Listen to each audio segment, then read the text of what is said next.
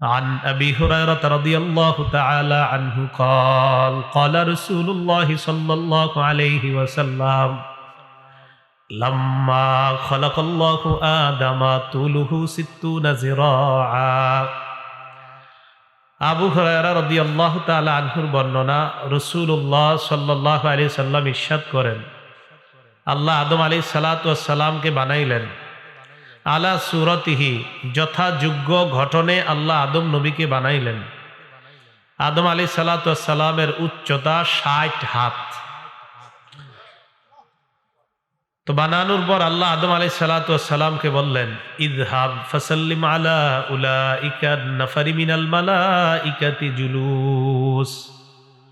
আদম, আপনি ফেরেশতাদের কাছে যান, ফেরেশতাদেরকে সালাম দিবে, উপবিষ্ট ফেরেশতাদেরকে সালাম দাও। ফাস্তামি' মা ইউহাইয়ুনাকা, ফেরেশতারা সালামের কি জবাব দেয় সেটাও তুমি কান পেতে শুনবে। ফাইন্নাহা তাহিয়াতুকা ওয়া তাহিয়াতু যুররিয়াতিক, তুমি ফেরেশতাদেরকে সালাম দিবে আর ফেরেশতারা সালামের জবাব দিবে। এটাই হবে তোমার আর তোমার সন্তান যারা হবে তাদের অভিবাদন, এটাই হবে। আদম আলাইহিস সালাতু ওয়াস সালাম ফেরেশতাদের কাছে আসলেন, আসার পর বললেন, আসসালামু আলাইকুম। কি বললেন? একটু বস, এটার অর্থ আপনাদের উপর শান্তি বর্ষিত হোক। ফাকালু আসসালামু আলাইকা ওয়া রাহমাতুল্লাহ, ফেরেশতারা জবাব দেয়, আপনার উপর শান্তি এবং আল্লাহর রহমত বর্ষিত হোক। আদম নবী শুধু দোয়া করলেন, আপনাদের উপর শান্তি বর্ষিত হোক। ফেরেশতারা জবাব দিলেন, আপনার উপর শান্তি এবং আল্লাহর রহমত বর্ষিত হোক। তাহলে সালাম দিলেন যেভাবে, জবাবটা দিলেন আরো সুন্দরভাবে ফেরেশতারা, ঠিক না? তো আল্লাহ বলেন, ওয়া ইযা হুয়্যিতুম বিতাহিয়াতিন ফাহাইয়ু বিআহসানা মিনহা আও রুদ্দুহা, তোমাদেরকে যখন অভিবাদন জানানো হয় তোমরা অভিবাদনের জবাব উত্তম ভাবে দিবে। উত্তম ভাবে যদি না পারো, অন্তত সে যেইভাবে অভিবাদন জানায় তুমিও অবিকল ওইভাবে তার অভিবাদনের জবাব দিয়ে দাও। কেউ যদি আমাকে আপনাকে বলে আসসালামু আলাইকুম, উত্তম ভাবে অভিবাদনের জবাব হলে ওয়া আলাইকুমুস সালাম ওয়া রাহমাতুল্লাহ ওয়া বারাকাতুহু, কিছু বাড়িয়ে বলা। আর যদি সমান সমান হয় তাহলে হবে আসসালামু আলাইকুম। বিপরীত দিক থেকে যদি হয় ওয়া আলাইকুমুস সালাম, সমান সমান। যদি একটু বাড়ায়া দেন ওয়া রাহমাতুল্লাহ, তাহলে একটু উত্তম পদ্ধতি হয়ে গেল। আল্লাহ আমাদের সকলকে সালামের ব্যাপক প্রচার প্রসার করার তৌফিক দান করেন। সহিহুত তারগিব কিতাবের নাম 2720 নম্বর হাদিসের বর্ণনা। আন হুযায়ফা রাদিয়াল্লাহু তাআলা আনহু قال قال رسول الله صلى الله عليه وسلم, হুযায়ফা রাদিয়াল্লাহু তাআলা আনহুর বর্ণনা, আল্লাহর রাসূল বলেন, ইন্নাল মুমিনা ইযা লাকিয়াল মুমিনা ফাসাল্লামা আলাইহি ওয়া আখাযা বিয়াদিহি ফাসাফাহা। নবীজি বলেন, কোন ঈমানদার অন্য কোন ঈমানদারের সাথে যদি সাক্ষাৎ করে, সাক্ষাৎ করার পর যদি সালাম দেয়, সালাম দেওয়ার পর যদি হাত ধরে আর মুসাফাহা করে, তানাসারাত খাতায়াহুমা কামা ইয়াতানাসারু ওয়ারাকুশ শাজার, ওই দুই ঈমানদারের গুনাহগুলো এমন ভাবে ঝরে পড়ে যায় যেমন গাছের পাতা ঝরে পড়ে যায়। সালামের মাধ্যমে গুনাহ ঝরে পড়ে যায়। আল্লাহ আমলটা বেশি করার তৌফিক দান করেন। সহিহ বুখারীর 12 নম্বর হাদিস, আন্না রাজুলান সাআলান নবিয়্য সাল্লাল্লাহু আলাইহি ওয়াসাল্লাম আইয়ুল ইসলামি খায়রুন ইয়া রাসূলুল্লাহ, এক ব্যক্তি আল্লাহ রাসূলকে প্রশ্ন করলেন, ইয়া রাসূলুল্লাহ, ইসলামের কোন রীতি নীতি সবচাইতে উত্তম? কোন শিষ্টাচার, কোন রীতিনীতি, কোন আদব সবচেয়ে উত্তম ইসলামের? নবীজি বললেন, তুতঈমুত তাআম, অন্যকে খাবার খাওয়ানো এক। 2 নাম্বার, তাকরাউস সালাম আলা মান আরাফতা ওয়া মান লাম তারিফ, তুমি যাকে চিনো আর যাকে চিনো না তাকে সালাম দাও। এই দুইটা রীতিনীতি ইসলামের সবচেয়ে শ্রেষ্ঠ রীতিনীতির অন্তর্ভুক্ত, খাবার খাওয়ানো, সালাম দেওয়া। আল্লাহ আমল করার তৌফিক দান করেন। তিরমিজি শরীফের 2485 নম্বর হাদিসের বর্ণনা। হাদিসের বর্ণনাকারী আব্দুল্লাহ ইবনে সালাম রাদিয়াল্লাহু তাআলা, তিনি তখনও মুসলমান হননি। আব্দুল্লাহ ইবনে সালাম রাদিয়াল্লাহু তাআলা আন, তিনি তখনও মুসলমান হননি। তিনি বলেন, লাম্মা কদিমা রাসূলুল্লাহ সাল্লাল্লাহু আলাইহি ওয়াসাল্লাম আল মদিনা, আল্লাহ রাসূল যখন মদিনায় আগমন করলেন, ইন জাফালান নাস ইলাই, জনগণ দলে দলে আল্লাহ রাসূলকে দেখার জন্য রওনা করছে। ওয়াকিলা কদিমা রাসূলুল্লাহ, কদিমা রাসূলুল্লাহ, কদিমা রাসূলুল্লাহ সাল্লাল্লাহু আলাইহি ওয়াসাল্লাম। রাস্তা দিয়ে জনগণ যায় আর কয়, আল্লাহ রাসূল এসেছেন, আল্লাহ রাসূল এসেছেন, আল্লাহ রাসূল এসেছেন সাল্লাল্লাহু আলাইহি ওয়াসাল্লাম। রাস্তা দিয়ে জনগণ যায় আর বলে, নবী এসেছেন। এই কথা বলতে বলতে সবাই যাইতেছে। মুসলমান যারা তারাও দেখতে যাইতেছে, অমুসলিম তারাও দেখতে যাইতেছে। আব্দুল্লাহ ইবনে সালাম বলেন, ফাজিতু ফিন্নাস লিআনজুরা ইলাই, আমিও মানুষের সাথে আল্লাহ রাসূলকে দেখার জন্য গেলাম। ফালাম্মাস্তাবানতু ওয়াজহা রাসূলিল্লাহি সাল্লাল্লাহু আলাইহি ওয়াসাল্লাম, আমি যখন আল্লাহ রাসূলের চেহারা মুবারক দেখতে পাইলাম, আরাফতু আন্না ওয়াজহাহু লাইসা বিওয়াজহি কাযযাব, আমি তার চেহারা মুবারক দেখি বুঝতে পারলাম এটা কোনো মিথ্যাবাদীর চেহারা না।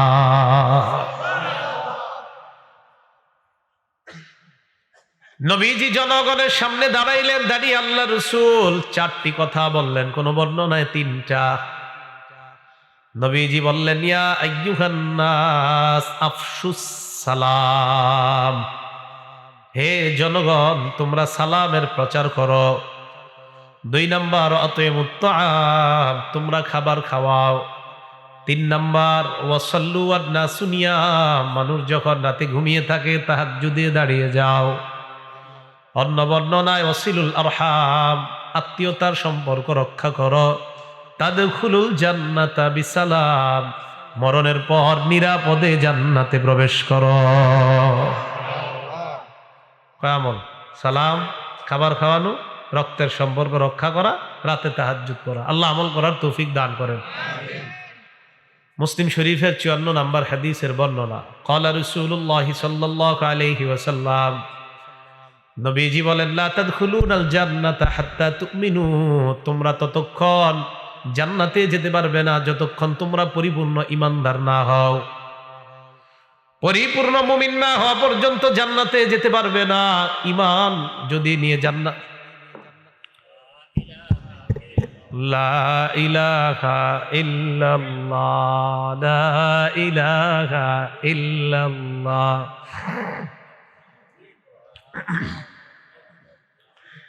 লা ইলাহা ইল্লাল্লাহ, লা ইলাহা ইল্লাল্লাহ,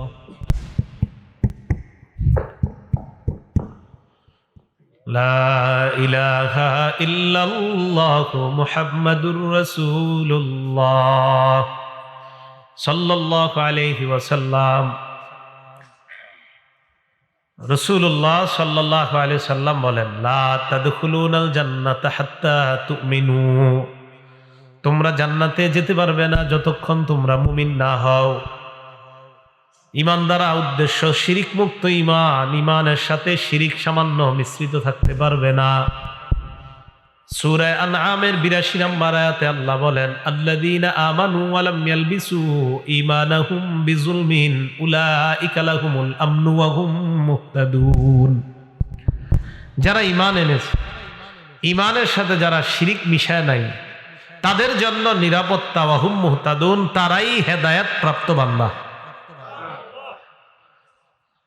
আমাদের অনেকের নাম মুসলমান, মাজারে সেজদা দেয়, মানুষকে সেজদা দেয়, তাহলে এটা বলেন, এটা কি আপনার আল্লাহর সাথে শিরিক করা না? এটা তো ঠিক না। তো ঈমান শিরিক মুক্ত ঈমান হতে হবে। ইবনে মাজার 1853 নম্বর হাদিসের বর্ণনা, আন আব্দুল্লাহ ইবনে আবি আওফা রাদিয়াল্লাহু তাআলা আনহু قال লাম্মা কদিমা মুআজ ইবনে জাবাল রাদিয়াল্লাহু তাআলা আন মিনাশ শাম, মুআজ ইবনে জাবাল রাদিয়াল্লাহু তাআলা যখন শাম দেশ থেকে আসলেন, আসার পর সাজাদা লিন নবী সাল্লাল্লাহু আলাইহি ওয়াসাল্লাম, আল্লাহ নবীর একটা সিজদা দিস। নাউজুবিল্লাহ, মুআজ ইবনে জাবাল নবীজির সিজদা দিয়ে দিস। নবীজি হযরত মুআজকে বললেন, মা হাযা ইয়া মুআজ, মুআজ তুমি এটা কি করলা, এসব কি করলা? মুআজ ইবনে জাবাল জবাব দেয়, আতাইতু শাম, আমি শাম দেশে গেলাম। ফাওয়াফাকতুহুম ইয়াসজুদুনা লিআসাকিফাতিহিম ওয়া বাতারিকাতিহিম। শাম দেশে যাওয়ার পর আমি দেখলাম সেখানকার মানুষ তাদের ধর্মীয় নেতা এবং রাজনৈতিক নেতাদেরকে সিজদা দেয়। ফাওয়াদিতু ফি নাফসি আন নাফআলা যাকা বিকা ইয়া রাসূলুল্লাহ, আমিও মনে মনে নিয়ত করলাম মদিনায় আসার পর আমরা আপনাকে সিজদা দিব। নবীজি বললেন, ফালা তাফআলু, কোশ্চিন কালেও এমন কাজ করবা না। আল্লাহ ছাড়া কাউকে সিজদা দেওয়া জায়েজ নাই। বলেন, আল্লাহ ছাড়া কাউকে সিজদা দেওয়া শিরিক। আল্লাহ ছাড়া কাউকে সিজদা দেওয়া কি? শিরিক। তো নবীজি বললেন, মুআজ এই কাজ তোমরা কখনো করবা না। আল্লাহ আমাদের সকলকে শিরিক মুক্ত ঈমান নিয়ে বেঁচে থাকতে যেন পারি, শিরিক মুক্ত ঈমান নিয়ে যেন কবরে যেতে পারি, আল্লাহ তৌফিক দান করেন। নবীজি একজন সাহাবী নাম কায়েস ইবনে সাদ, আবু দাউদ শরীফের 2140 নম্বর হাদিসের বর্ণনা। আন কায়েস ইবনে সাদ রাদিয়াল্লাহু তাআলা আনহু قال, নবীজির সাহাবী কায়েস ইবনে সাদ রাদিয়াল্লাহু তাআলা আনহুর বর্ণনা, তিনি বলেন, আতাইতুল হিরা, আমি কুফার হিরা নগরীতে গেলাম। হিরা প্রদেশে যাওয়ার পর রাআইতুহুম ইয়াসজুদুনা লিমারজুবানিল লাহুম, আমি দেখলাম তারা তাদের নেতাকে সিজদা দেয়। নাউযুবিল্লাহ। ফাকুলতু ওয়া রাসূলুল্লাহি আহাক্কু আন ইউসজাদা লাহ, আমি মনে মনে বললাম মানুষ যদি সিজদা পাওয়ার যোগ্য হয়, আল্লাহ রাসূল সিজদা পাওয়ার সবচাইতে বেশি যোগ্য। এটাই তো সত্যি কথা, কারণ কোন মানুষ যদি সিজদা পাওয়ার যোগ্য হয় তো রাসূল যোগ্য হবেন। ফাতাইতুন নাবিয়্যা সাল্লাল্লাহু আলাইহি ওয়াসাল্লাম, আমি আল্লাহ রাসূলের কাছে আসলাম। আসার পর আল্লাহ রাসূলকে বললাম, আতাইতুল হিরা, আমি হিরা প্রদেশে গেলাম। যাওয়ার পর আমি দেখলাম মানুষ তাদের নেতাকে সিজদা দেয়। ফাআনতা ইয়া রাসূলুল্লাহ আহাক্কু আন নাসজুদা লাকা, আপনি তো সিজদা পাওয়ার বেশি যোগ্য, আমরা আপনাকে সিজদা করব, এই অধিকার আপনি তো বেশি রাখেন। নবীজি বললেন, আরাআইতা লাউ মারারতা বিকবরি আকুনতা তাসজুদু লা। কায়েস ইবনে সাদকে বললেন, কায়েস তুমি যদি আমার কবরের পাশ দিয়ে অতিক্রম করো, আমার কবরের পাশ দিয়ে যদি তুমি যাইতা, আমার কবর কি তুমি সিজদা করতা? নবীজি কি কবরে না দুনিয়াতে? নবীজি বললেন, আমার কবরের পাশ দিয়ে তুমি যদি যাইতা, আমার কবর কি সিজদা করতা? কায়েস ইবনে সাদ জবাব দেয়, লা ইয়া রাসূলুল্লাহ, আমি আপনার কবরকে সিজদা করতাম না। নবীজি বলেন, যেমনি ভাবে আমার কবরকে সিজদা করবা না, তেমনি ভাবে আমাকেও সিজদা করবা না। কবরকে সিজদা দেওয়া শিরিক, কবরকে সিজদা দেওয়া হারাম। আমাকে সিজদা দেওয়া শিরিক, আমাকেও সিজদা দেওয়া হারাম। এই হাদিসের মাধ্যমে বোঝা যায় কোন পীর ফকির তাদেরকে সিজদা দেওয়া আর তাদের কবর মাজারকে সিজদা দেওয়া হারাম। পীর ফকির বা তাদের কবর মাজার এগুলাতে সিজদা দেওয়া শিরিক, এগুলাকে সিজদা দেওয়া হারাম। আল্লাহ আমাদের সকলকে শিরিক মুক্ত ঈমান গ্রহণ করার, ঈমান অর্জন করার তৌফিক দান করেন। বলছিলাম, লা তাদখুলুনাল জান্নাতা হাত্তা তুমিনু, ততক্ষণ জান্নাতে যেতে পারবে না যতক্ষণ পরিপূর্ণ ঈমানদার না হও। ওয়ালা তুমিনু হাত্তা তাহাব্বু, ততক্ষণ পর্যন্ত তোমরা পরিপূর্ণ ঈমানদার হতে পারবে না যতক্ষণ একে অপরকে ভালো না বাসো। প্রথমে বললেন জান্নাতে যেতে পারবে না যতক্ষণ পরিপূর্ণ ঈমানদার না হও, পরিপূর্ণ ঈমানদার হতে পারবে না যতক্ষণ পরস্পরকে ভালো না বাসো। নবীজি বলেন, আওয়ালা আদুল্লুকুম আলা শাইইন ইযা ফাআলতুমুহু তাহাবাবতুম, আমি কি এমন একটা আমলের কথা বলবো না যে আমলটা যদি তোমরা করো আপোষের মাঝে মোহাব্বত পয়দা হবে? নবী বলেন, আফশুস সালাম বাইনাকুম, আপোষের মাঝে তোমরা সালাম দাও, সালামের প্রচার করো। হাদিসের মাধ্যমে বোঝা যায় সালামের মাধ্যমে মোহাব্বত তৈরি হয়, মোহাব্বতে ঈমান বাড়ে, ঈমানের কারণে জান্নাতের মেহমান হওয়া যায়। সালাম দিলে মোহাব্বত বাড়বে, মোহাব্বতে ঈমান বাড়বে, ঈমানের কারণে আপনি জান্নাতে যেতে পারবেন। আল্লাহ সকলকে সালামের ব্যাপক প্রচার প্রসার করার তৌফিক দান করেন। রাসূলুল্লাহ সাল্লাল্লাহু আলাইহি সাল্লামের সাহাবী আনাস রাদিয়াল্লাহু তাআলা আনহুর বর্ণনা, তিরমিজি শরীফের 2698 নম্বর হাদিস। আন আনাস ইবনে মালিক রাদিয়াল্লাহু তাআলা আনহু قال قال لي رسول الله صلى الله عليه وسلم। আনাস রাদিয়াল্লাহু তাআলা আনহুর বর্ণনা, তিনি বলেন, নবীজি আমাকে বলেছেন, ইদা দাখালতা আলা আহলিকা ফাসাল্লিম, তুমি যখন পরিবারের কাছে প্রবেশ করবা তখন তুমি সালাম দাও। ঘরে যখন ঢুকবেন সালাম দিবেন, পরিবারের কাছে যখন তুমি প্রবেশ করবা তখন তুমি সালাম দাও। নবীজি বলেন, সালাম যখন দিবা কি হবে? ইয়াকুন বারাকাতান আলাইকা ওয়া আলা আহলিকা, এই সালাম তোমার আর তোমার পরিবারের জন্য বরকতের কারণ হয়ে যাবে। তাহলে ঘরে যখন ঢুকবেন তখন সালাম দিবেন, সালাম দিয়ে ঘরে যখন প্রবেশ করবেন এই সালাম আপনার জন্য আপনার পরিবারের জন্য বরকতের কারণ হয়ে যাবে। বর্তমানে মানুষ তার আব্বারে সালাম দিতে লজ্জা পায়, মানুষ তার আম্মাকে সালাম দিতে লজ্জা পায়, মানুষ তার বিবিকে সালাম দিতে লজ্জা পায়। সালাম মানে শান্তি। আপনি আপনার আব্বাকে সালাম দিতে লজ্জা পাওয়ার অর্থ আপনি কি আপনার আব্বার শান্তি চান না? আপনি আপনার আম্মাকে সালাম দিতে লজ্জা পাওয়ার অর্থ হলো আপনি আপনার আম্মার শান্তি হোক এই বিষয়ে আপনি লজ্জা পান। আপনার বিবিকে আপনি সালাম দিতে লজ্জা পাওয়ার অর্থ হলো আপনার বিবির উপর আল্লাহর শান্তি বর্ষণ হোক, এটা আপনি লজ্জা পান। তাহলে আপনার বিবিকে সালাম দেওয়া, মাকে সালাম দেওয়া, বাবাকে সালাম দেওয়া, বাবা মা বিবি তাদেরকে সালাম দেওয়া মানে তাদের জন্য শান্তির দোয়া করা। মানুষ বিবিকে মাকে বাবাকে সালাম দিতে লজ্জা পাও, অপরিচিত কোন নারীকে সালাম দিতে মজা পায়। ওরা আজীব বিষয়। এই জন্য পরিবারকে সালাম দিবেন, আব্বাকে সালাম, আম্মাকে সালাম, বিবিকেও সালাম দিবেন। করব তো এই আমলটা ইনশাআল্লাহ, আল্লাহ তৌফিক দান করেন। আবু দাউদ শরীফের 5197 নাম্বার হাদিসের বর্ণনা, নবীজি সাহাবী আবু উমামা রাদিয়াল্লাহু তাআলা আনহুর বর্ণনা, তিনি বলেন, আন আবি উমামা রাদিয়াল্লাহু তাআলা আনহু قال قال رسول الله صلى الله عليه وسلم।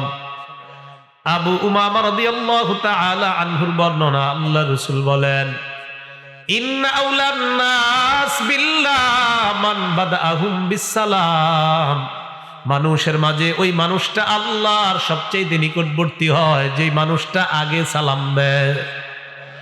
মানুষের মাঝে ওই মানুষটা আল্লাহর সবচেয়ে নিকটবর্তী হয় যে আগে সালাম দেয়। আল্লাহ আমাদের সকলকে আগে আগে সালাম দিয়ে আল্লাহর একদম নিকটবর্তী হওয়ার তৌফিক দান করেন। আবু দাউদ শরীফের 5195 নাম্বার হাদিসের বর্ণনা, আন ইমরান ইবনে হুসাইন রাদিয়াল্লাহু তাআলা আনহু قال, ইমরান ইবনে হুসাইন রাদিয়াল্লাহু তাআলা আনহুর বর্ণনা, জাআ রাজুলুন ইলা রাসূলিল্লাহি সাল্লাল্লাহু আলাইহি ওয়াসাল্লাম, এক ব্যক্তি আল্লাহর রাসূলের কাছে আসলেন। আসার পর আল্লাহ রাসূলকে বললেন, আসসালামু আলাইকুম, ফারাদ্দা আলাইহিস সালাম, আল্লাহ নবী তার সালামের জবাব দিলেন। এক ব্যক্তি আসলেন, আসার পর বললেন আসসালামু আলাইকুম, নবীজি তার সালামের জবাব দিলেন। জবাব দেওয়ার পর সুম্মা জালাসা, লোকটা বসে যায়। আল্লাহ নবী বললেন, আসার তার আমল নামায় 10টা নেকি লিপিবদ্ধ হয়ে গেছে। সুম্মা জাআ আখার ফাকালা আসসালামু আলাইকুম ওয়া রাহমাতুল্লাহ, আরেকজন আসছে, আসার পর ওই ব্যক্তি সালাম দেয়, আসসালামু আলাইকুম ওয়া রাহমাতুল্লাহ। কি বাড়াইছে? নবীজি তার সালামের জবাব নিলেন। নেওয়ার পর সুম্মা জালাসা, লোকটা বসে যায়। নবীজি ওই লোকটার সালামের জবাব দিলেন। নেওয়ার পর লোকটা বসে যায়। আল্লাহ নবী বললেন 20। কত বললেন? 20। তাহলে প্রথম জন বললেন আসসালামু আলাইকুম, নবী বললেন 10। দ্বিতীয় জন বললেন আসসালামু আলাইকুম ওয়া রাহমাতুল্লাহ, নবী বললেন 20। সুম্মা জাআ আখার ফাকালা আসসালামু আলাইকুম ওয়া রাহমাতুল্লাহি ওয়া বারাকাতুহু, আরেকজন আসছে, আসার পর বললেন আসসালামু আলাইকুম ওয়া রাহমাতুল্লাহি ওয়া বারাকাতুহু, ফারাদ্দা আলাইহিস সালাম, নবী সালামের জবাব নিলেন। নেওয়ার পর সুম্মা জালাসা, লোকটা বসে যায়। নবীজি বললেন সালাসুনা, 30। তাহলে আসসালামু আলাইকুম 10, আসসালামু আলাইকুম ওয়া রাহমাতুল্লাহ 20, আসসালামু আলাইকুম ওয়া রাহমাতুল্লাহি ওয়া বারাকাতুহু 30। নবীজি আসসালামু আলাইকুমের সওয়াব বললেন 10, আসসালামু আলাইকুম ওয়া রাহমাতুল্লাহর সওয়াব বললেন 20, আসসালামু আলাইকুম ওয়া রাহমাতুল্লাহি ওয়া বারাকাতুহু, এটার সওয়াব বললেন 30। আবু দাউদ শরীফের 5196 নাম্বার হাদিসের বর্ণনা। আরেক ব্যক্তি আসছে, আসার পর বললেন আসসালামু আলাইকুম ওয়া রাহমাতুল্লাহি ওয়া বারাকাতুহু ওয়া মাগফিরাতুহু। এই ব্যক্তি আয়েশা, আগের 3 ব্যক্তি বলছিলেন আসসালামু আলাইকুম ওয়া রাহমাতুল্লাহি ওয়া বারাকাতুহু পর্যন্ত, তৃতীয় ব্যক্তি বলছে। আরেক ব্যক্তি আয়েশা বলছে আসসালামু আলাইকুম ওয়া রাহমাতুল্লাহ ওয়া বারাকাতুহু ওয়া মাগফিরাতুহু, উনি মাগফিরাতু বাড়াইছে। নবীজি বললেন আরবাউনা, 40। কত বললেন? 40।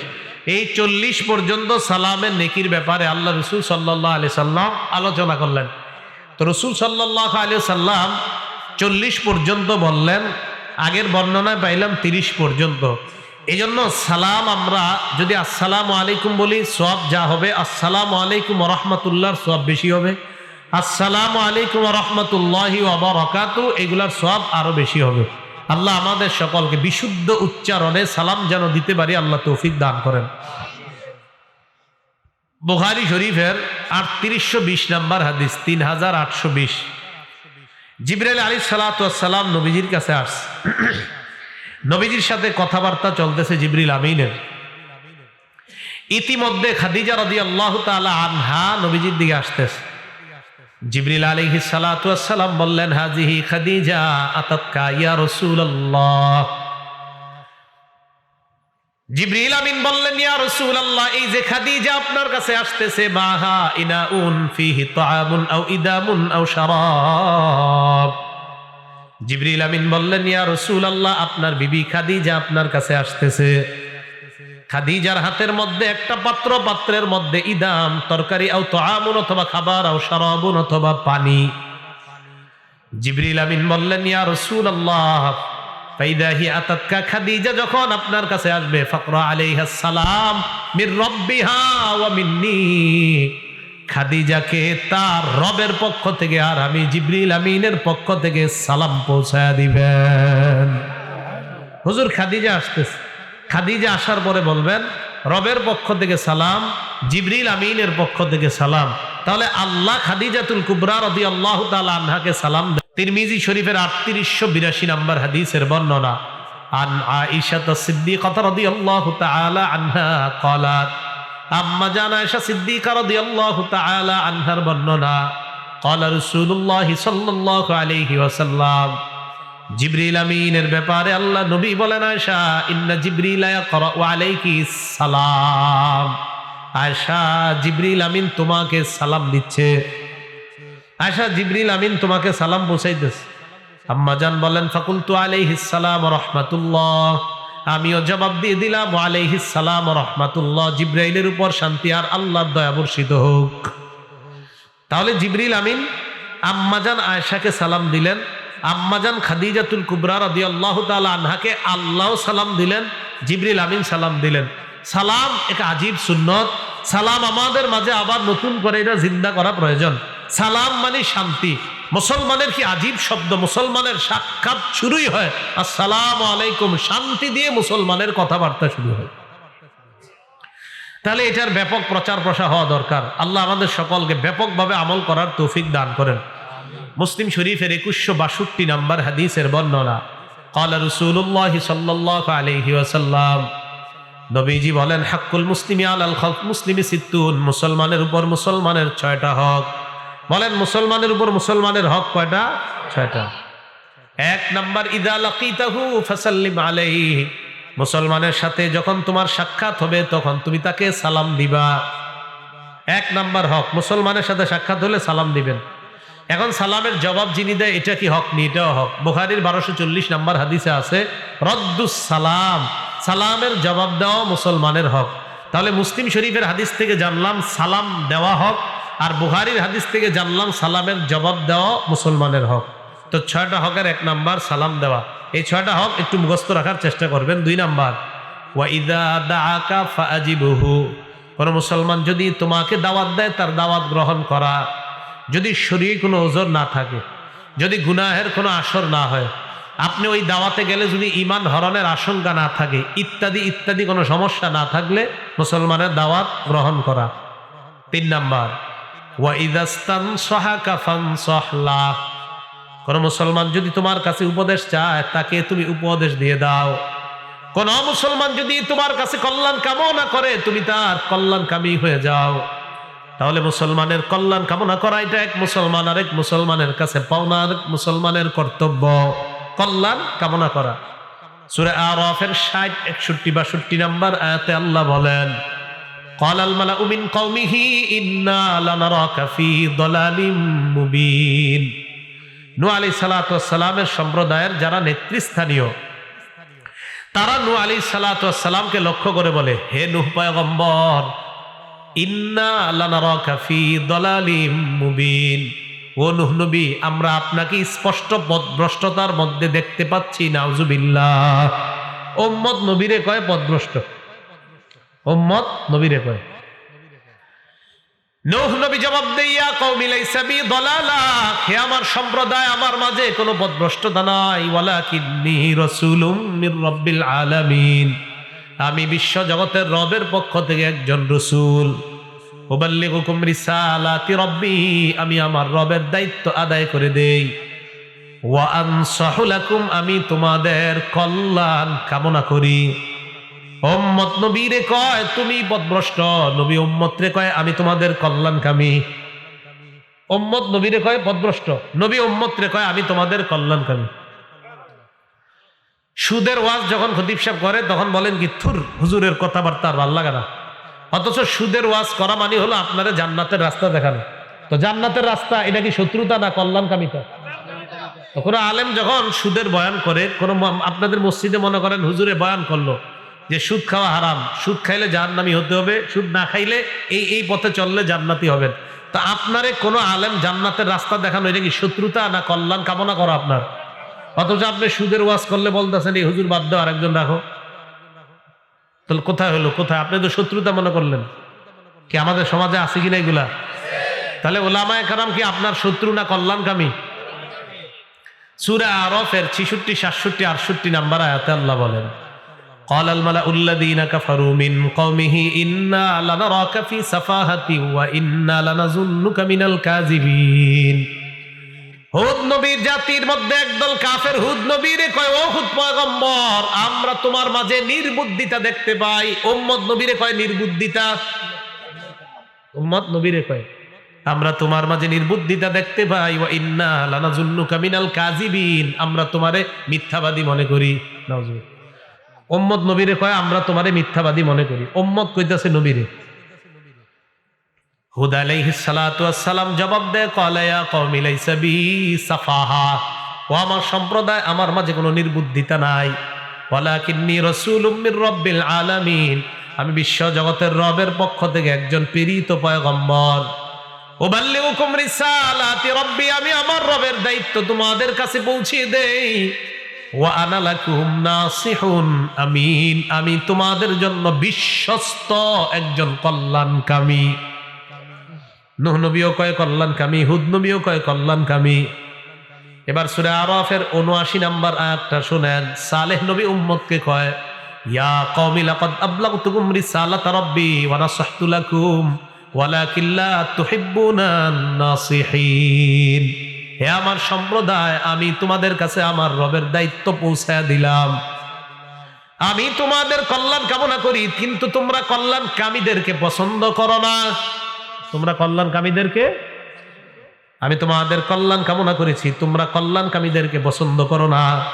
এখন বলেন আপনাদের এই এলাকায় একটা অবৈধ কাজ হতে যাচ্ছে, টাঙ্গাইলের উলামায়ে কেরাম যদি এই অবৈধ কাজটা বাধা দেয় এটা কি ভালো না খারাপ? এখন যদি বলেন হুজুররা আর খায়া দেয়, কাজ পায় না, বোঝা গেল আপনারা কল্যাণকামী পছন্দ করেন না। কারণ এই তো খারাপ কাজ বাধা দেয় কেন? বাধা দেওয়ার অর্থ হলো আপনারা জাহান্নাম থেকে বাঁচানো। তো জাহান্নাম থেকে বাঁচানো এটা কি শত্রুতা না কল্যাণকামিতা? তো সালেহ নবী কয় ওয়ালাকিন লা তুহিব্বুনান নাসিহিন, কল্যাণকামীদেরকে তোমরা পছন্দ করো না। এই যুগেও আপনি এমন মানুষ পাবেন যারা ভালো কথা যারা বলে তাদেরকে পছন্দ করে না, হাজার মানুষের সংখ্যা আছে মন। তো এরা বোঝা গেল কল্যাণকামী যারা তাদেরকে পছন্দ করে না। তো কল্যাণকামীদেরকে পছন্দ না করার স্বভাবটা 1000 বছর আগে থেকে দুনিয়াতে চলে আসছে। কথা কি বুঝে আসছে? সহিহ বুখারীর 57 নম্বর হাদিস, عن جرير بن عبد الله رضي الله تعالى عنه قال جرير بن عبد الله رضي الله تعالى عنه বর্ণনা بايعت رسول الله صلى الله عليه وسلم على إقام الصلاة وإيتاء الزكاة والنصح لكل مسلم জারির ইবনে আব্দুল্লাহ বলেন আমি আল্লাহর রাসূলের হাতে বায়াত হলাম, 1 নাম্বার নামাজ কায়েম করব, 2 নাম্বার যাকাত আদায় করব, 3 নাম্বার আমি সমস্ত মুসলমানের কল্যাণকামী হব, এই মর্মে আমি বায়াত হলাম। বলেন আমরা, বলেন সবাই আমরা সারা পৃথিবীর সমস্ত মুসলমানের কল্যাণ কামনা করি। মনে থাকবে কথাটা? তাহলে সারা পৃথিবীর সব মুসলমানের কল্যাণ কামনা করি আমরা। এটা হক, এক মুসলমান আরেক মুসলমানের কাছে এটা পাও না।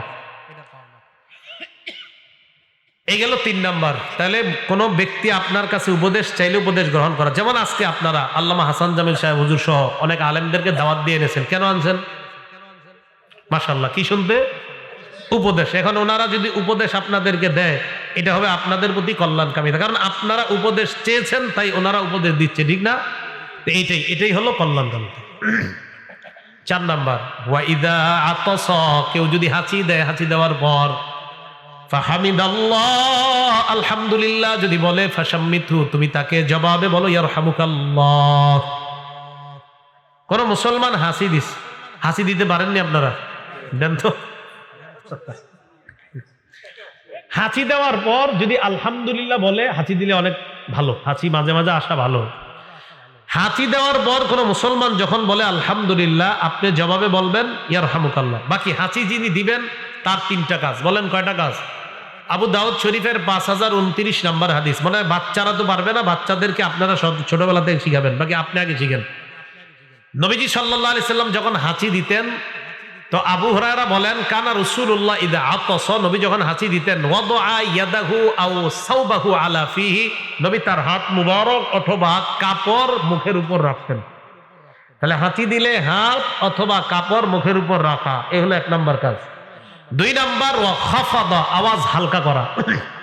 মজার ব্যাপার, রাসূল সাল্লাল্লাহু আলাইহি সাল্লামের এই সুন্নাত যদি পালন করেন, হাত বা কাপড় যদি মুখে রাখেন, আওয়াজ অটোমেটিক হালকা হয়ে যাবে।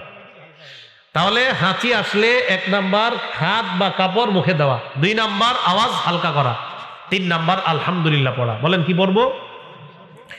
এটা আপনার কাজ। আর আমরা যারা আপনার এটা শুনবো, আমরা বলবো ইয়ারহামুকাল্লাহ। কি বলবো? ইয়ারহামুকাল্লাহ। এ হলো মুসলমান মুসলমানের কাছে পাওনা। 5 নাম্বার, ওয়া ইজা মারিদা ফাউদহু, কোন মুসলমান যখন অসুস্থ হয় তাকে দেখতে যাও। কোন মুসলমান অসুস্থ হলে তাকে দেখতে যাও। আর দেখতে কিভাবে যাবেন অসুস্থ ব্যক্তিকে? মালটা, কমলা, আঙ্গুর, টাকা পয়সা খরচের একটা ব্যাপার থাকে না? কি বলেন? দেখতে গেলে তাহলে এই চিন্তা করা যাবে?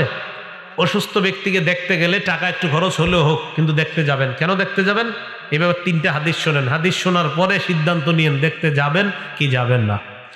মুসলিম শরীফের 2562 নাম্বার হাদিসের বর্ণনা, ক্বালা রাসূলুল্লাহ সাল্লাল্লাহু আলাইহি ওয়াসাল্লাম, নবীজি বলেন, ইন্নাল মুসলিমা ইদা আদা আখাহুল মুসলিম, কোন মুসলমান যখন তার মুসলমান অসুস্থ ভাইকে দেখতে যায়, লাম ইয়াজাল ফি খুরফাতিল জান্নাহ হাত্তা ইয়ারজিআ। এলাকার নাম কি? পাশেরটা ডাবাইল। এই গুহাইল বাড়ি এলাকা থেকে ডাবাইল গেলেন একজন অসুস্থ মুসলমানকে দেখতে। অসুস্থ মুসলমানকে দেখতে যাওয়ার পর, এই যে আপনি গুহাইল বাড়ি থেকে গেলেন, যাওয়ার পর আবার আপনি গুহাইল বাড়িতে আসবেন, নবীজি বলেন এই যে সময়টা আপনি অসুস্থ ব্যক্তিকে দেখলেন, কথা বললেন, তাকে হাত বুলাইয়া দিলেন, তার জন্য কিছু নিলেন, কথাবার্তা বললেন, সান্ত্বনা দিলেন, আবার আপনি গুহাইল বাড়িতে আসলেন, আল্লাহ নবী বলেন এই সময়টা তুমি জান্নাতের ফল পাড়তেছিলা। আপনি জান্নাতের ফল আহরণ করছিলেন। তাহলে এটা যদি গুহাইল বাড়িতে যান, যদি এখান থেকে মির্জাপুর কাউরে দেখতে যান, ফল কি কমবে না আরো বাড়বে? আল্লাহ বুঝার তৌফিক দান করুন। তিরমিজি শরীফের 2008 নম্বর হাদিস, ক্বালা রাসূলুল্লাহ সাল্লাল্লাহু আলাইহি ওয়াসাল্লাম, নবীজি বলেন, মান আদা মারিদান আও যারা আখাল্লাহু ফিল্লাহ, কোন মুসলমান যদি অন্য কোন অসুস্থ মুসলমানকে দেখতে যায় অথবা তার কোন ভাইয়ের সাক্ষাতে যায় আল্লাহরে খুশি করার জন্য, অসুস্থ ব্যক্তিকে দেখতে গেলেন আল্লাহকে খুশি করার জন্য, আপনি যখন তাকে দেখতে গেলেন আল্লাহকে খুশি করার জন্য, না দাহুমুনাদ, একজন ফেরেশতা আপনাকে ডাক দিয়ে কয়, এক ফেরেশতা আপনাকে ডাক দিয়ে বলে, তিবেতা, তুমি কল্যাণময়, তুমি পবিত্র। কি বলে? তুমি কল্যাণময়, তুমি পবিত্র। ২ নাম্বার, তবা মামুসাক, তুমি যে এই যে আসলা, তোমার এই আশাটাও পবিত্র, কল্যাণময়। ৩ নাম্বার, ওয়াতাবাওয়াতা মিনাল জান্নাতি নুজুলা, তুমি জান্নাতে একটা ঘর বানিয়ে নিছো, জান্নাতে একটা ঘর বানিয়ে নিছো। তাহলে আপনি অসুস্থ ব্যক্তিকে দেখতে গেলেন, দেখতে যাওয়ার পর ফেরেশতা আপনাকে ডাক দিয়ে ১ নাম্বার বলে তুমি কল্যাণময়, তুমি পবিত্র। ২ নাম্বার আপনাকে বলে তোমার আশাটা পবিত্র। ৩ নাম্বার আপনাকে বলে তুমি জান্নাতের মধ্যে একটা ঘর নির্মাণ করে ফেলেছো। আমল করবো তো ইনশাল্লাহ। আরেকটা হাদিস শোনেন, তিরমিজি শরীফের ৯৬৯, কত? ৯৬৯, ৯৬৯। এইটা এইভাবে বললাম যাতে আপনাদের মনে থাকে, আরেকজন শোনাবেন। ৯৬৯ কত হয়? ৯৬৯ না, ২ পাশে ২ ৯, মাঝে ১ ৬, কত হয়? ৯৬৯। তিরমিজি শরীফের ৯৬৯ নাম্বার হাদিস। ক্বালা রাসূলুল্লাহ সাল্লাল্লাহু আলাইহি ওয়াসাল্লাম, নবীজি সাল্লাল্লাহু আলাইহি ওয়াসাল্লাম বলেন, মা মিন মুসলিমিন ইয়াউদু মুসলিমা গুদওয়াতান, কোন মুসলমান অন্য কোন অসুস্থ মুসলমানকে যদি সকালবেলা দেখতে যায়, ইল্লা সাল্লা আলাইহি ৭০ আলফা মালাকিন হাত্তা ইউমসিয়া, ওই মুসলমানের জন্য সন্ধ্যা পর্যন্ত ৭০,০০০ ফেরেশতা দোয়া করে। কার জন্য? অসুস্থ লোকের জন্য না আপনার লাগে? মানে যে যায়, অসুস্থ লোক না যে দেখতে যায়। সুবহানাল্লাহ। কেউ যদি কোনো অসুস্থ ব্যক্তিকে রাতের বেলা দেখতে যায়, ইল্লা সাল্লা আলাইহি ৭০ আলফা মালাকিন হাত্তা ইউসবিহা, ওই মুসলমানের জন্য সকাল পর্যন্ত ৭০,০০০ ফেরেশতা দোয়া করে। শুধু তাই নয়, আপনার জন্য জান্নাতে বিশাল বড় একটা ফলের বাগান তৈরি হয়ে যায়। তাহলে অসুস্থ ব্যক্তিকে দেখতে যাওয়ার ফজিলত কম না অনেক বেশি? অনেক বেশি। আমরা এই আমলগুলা থেকে বঞ্চিত হব না, আমরা করবো ইনশাল্লাহ। ৬ নাম্বার, ওয়া ইজা মা তাফাত্তাবিহু, কোনো মুসলমান মারা গেলে তার জানাজায় যাও। জানাজায় যাওয়ার ২ অবস্থা। ১ নাম্বার, লাশের নামাজের জানাজায় অংশগ্রহণ করলেন। ২ নাম্বার, কবর পর্যন্ত গেলেন। একটা হলো শুধু জানাজা বললেন, আইসা বললেন। আরেকটা হলো জানাজাও বললেন, কবর পর্যন্ত গেলেন। মাঝে মাঝে চেষ্টা করবেন কবর পর্যন্ত যাওয়ার। শীতকালে কবরে নামার চেষ্টা করেন। কোনো কবর, কারো কবরে যদি সম্ভব হয় নাইবেন, নাইমা একটু কবরের মাটিটা একটু হাত দিয়ে ধরবেন। শীতকালে কি করবেন? হ্যাঁ, একটু হাত দিয়ে ধরবেন, প্রচন্ড ঠান্ডা দেখবেন। আর একটু ভাববেন যে আমি তো উপরে গিয়ে লেপ কম্বল আরো কত আরামের জিনিস গায়ে দিয়ে ঘুমাবো, আর এই লোকটারে ৩টা পাতলা কাপড় এখানে রেখে যাবেন। ঠিক না? হ্যাঁ হ্যাঁ, একটু অনুভূতি দেয় নেন, উপলব্ধি দেয় নেন। কেন বললাম? আমার আব্বার কবরে আমি জীবনে একটা কবরেই নামছি, আব্বার কবরে। আর আগে পরে কখনো নামি নেই, 4 বছর আগে। তো আমিও আব্বার কবরের মাটিটা হাত দিয়ে দেখছি। ডিসেম্বরের 4 তারিখে মারা গেছিলেন, তো হাত দিয়ে দেখছি প্রচন্ড ঠান্ডা কবরের মাটি। হ্যাঁ, প্রচন্ড। আমার সাথে সাথে মনে পড়েছিল, মানে এই কথাগুলো আসছে মাথায়, যে সন্তানের জন্য কত কিছু বাবা করে যায়, এটা গার্জিয়ান কত কিছু করে যায়, ঠিক না? তো মানুষ প্রত্যেকের ভাবা উচিত, মানে আমার বাবা, উনি দুনিয়াতে থাকতে ওনারও ভাবা উচিত ছিল, ওনারও ভাবা উচিত এটাই। উনি দুনিয়াতে থাকতে হয়তো এগুলাই ভাবছে। আমার আপনার প্রত্যেকের এটাই ভাবনা করা উচিত যে আমাকে আপনাকে মাটির নিচে রেখে আসা হবে, যদি জান্নাতি হইতো সেখানে আরাম আর আরাম। তো চিন্তা করলাম যে প্রচন্ড ঠান্ডা মাটির মধ্যে আমরা লাশগুলাকে রেখে আসি। তা আল্লাহ পাক রব্বুল আলামিন যদি চায় তো কবর হবে জান্নাতের বাগান, আবার কারো জন্য হয়ে যায় জাহান্নামের অংশ। তো যাই হোক, বুঝাইতে চাইলাম যে কারো জানাজায় যখন যান, ১ তো জানাজা বললেন, ২ কবর পর্যন্ত গেলেন। বুখারীর ৪৭ নম্বর হাদিস, রাসূল সাল্লাল্লাহু আলাইহি সাল্লাম বলেন, মানিত্তাবা জানাজাতা মুসলিমিন ঈমানা ওয়া ইহতিসাবা, কেউ যদি কোনো মুসলমানের জানাজায় ঈমানের সাথে আর সওয়াবের আশায় যায়, ওই ব্যক্তি যদি যাওয়ার পর জানাজার নামাজেও শরীক হয়, কবর পর্যন্ত যায়, ইয়ারজিউ মিনাল আজরি বিকিরাতাইন, তাহলে ওই ব্যক্তি 2টা উহুদ পাহাড় পরিমাণ সমান সওয়াব নিয়ে বাসায় ফিরে আসে। নবীজি বলেন, কেউ যদি শুধু জানাজা পড়ে চলে আসে, কবর পর্যন্ত না যায়, তাহলে একটা উহুদ পাহাড় সমপরিমাণ সওয়াব নিয়ে সে বাসায় আসবে।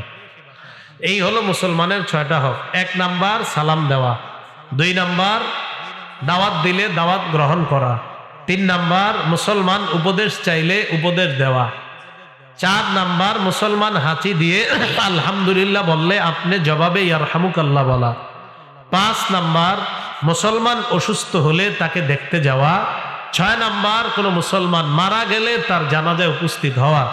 এর মধ্যে প্রথমটা হলো সালাম। সালামের ব্যাপক প্রচার প্রসার যেন আমরা ঘটাতে পারি, আর মুসলমানের এই 6টা হক যেন আমরা আদায় করতে পারি।